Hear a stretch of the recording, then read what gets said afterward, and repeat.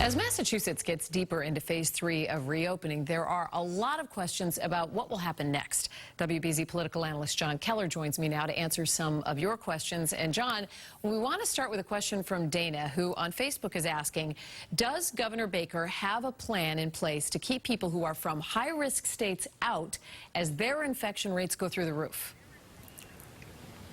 Hi, Lisa. Yes, Dana, he does, sort of. The governor has issued an advisory to out-of-state visitors, with the exception of New York, New Jersey, and the other New England states, that if they're going to come to Massachusetts, they need to self-quarantine for 14 days.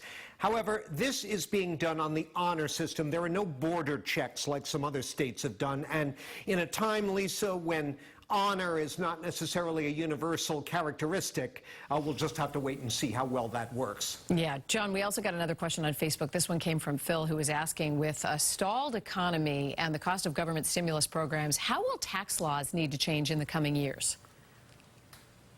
Boy, that is a great question, and it's a multi-million or multi-billion-dollar question.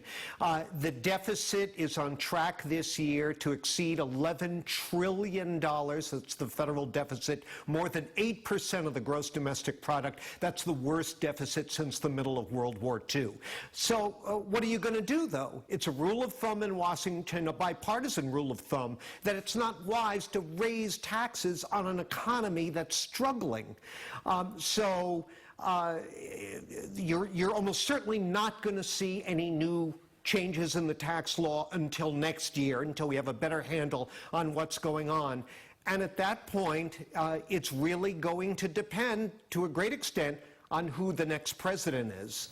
Okay, well, this leads me to my next question, which is about the next election. Kevin on Twitter is asking, what's the #1 issue defining the difference between Ed Markey and Joe Kennedy? Well, their ages.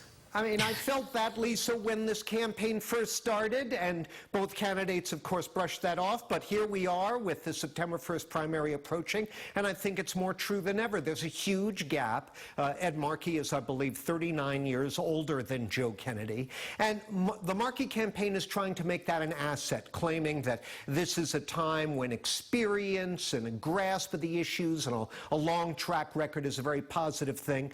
Kennedy's whole campaign is based on the premise that, hey, look around you. Do you think things are going well? Definitely time for a change.